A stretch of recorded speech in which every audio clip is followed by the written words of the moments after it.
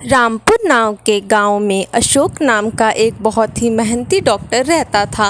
वह अपने पेशेंट को देखने के लिए दिन और रात नहीं देखता। जब तक उसके सारे पेशेंट ख़त्म नहीं हो जाते वह हॉस्पिटल में ही रुका रहता था। इसी प्रकार एक दिन की बात है, राजू नाम के एक पेशेंट को देखते देखते अशोक डॉक्टर को बहुत रात हो चुकी। तब उसने अपने रिसेप्शनिस्ट से कहा कि अब बहुत रात हो चुकी है और वह घर जा रहा है। हॉस्पिटल से बाहर निकलते ही डॉक्टर ने देखा कि आज तो आसमान बहुत गरज रहा है, यानी किसी भी वक्त बारिश हो सकती है। तो वह जल्दी जल्दी अपने घर जाने के लिए चलने लगा और जिस बात का उसे डर था वही हुआ। रास्ते में बारिश पड़ना शुरू हो गई और बारिश इतनी तेज थी कि उसका घर पहुंचना बहुत मुश्किल था। तो उसने सोचा कि क्यों ना आज रात एक होटल में ही रुका जाए। उसने ऐसे ही करा और एक होटल ढूंढकर उस होटल में चला गया। वहाँ के रिसेप्शनिस्ट से बात करते समय उसे पता चला कि उस होटल में कोई भी खाली कमरा नहीं है। तो वह वापस जाने लगा। इतने में ही पीछे से रिसेप्शनिस्ट आवाज़ देती है और उसे कहती है कि सर, हमारे यहाँ एक कमरा खाली है जो कि कमरा नंबर 202 है, पर उस कमरे में कोई भी इंसान नहीं रहता क्योंकि वह कमरा भूतिया कमरा है और ऐसा माना जाता है कि उस कमरे में लोगों को आत्मा दिखाई देती है।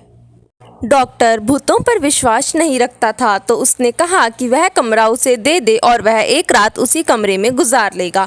पूरे दिन की थकावट के कारण डॉक्टर सीधा जाकर अपने कमरे में लेट गया। जैसे ही वह लेटा उसे ऐसा लगा कि मानो उसके कमरे का गेट किसी ने खोला। वह उठ के बैठ गया और उसने इधर उधर देखा पर उसे कुछ भी दिखाई नहीं दिया। उसे लगा कि शायद यह उसका वहम हो सकता है। उसी समय कमरे में अचानक एक धुआं उठने लगा। उसने पास देखा पर उसे कुछ भी नजर नहीं आया। तभी उसने देखा कि उसके सामने से एक बहुत बड़ी चुड़ैल उसके तरफ आ रही है और उसी वक्त वह चुड़ैल वहां से गायब हो गई।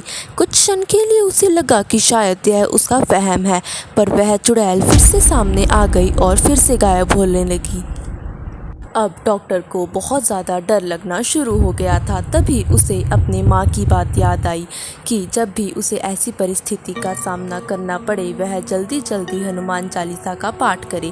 डॉक्टर ने तुरंत ज़ोर ज़ोर से हनुमान चालीसा बोलना शुरू करा और उसके हनुमान चालीसा बोलते ही वह चुड़ैल वहाँ से गायब हो गई और डॉक्टर भी वहाँ से भाग गया। तो इस कहानी से हमें क्या सीखने को मिलता है? इस कहानी से हमें यह सीखने को मिलता है कि हमें कभी कभी दूसरों की बात मान लेनी चाहिए, क्योंकि कुछ जगहों के बारे में हमें नहीं पता होता और हमें उन जगह को एक्सप्लोर नहीं करना चाहिए।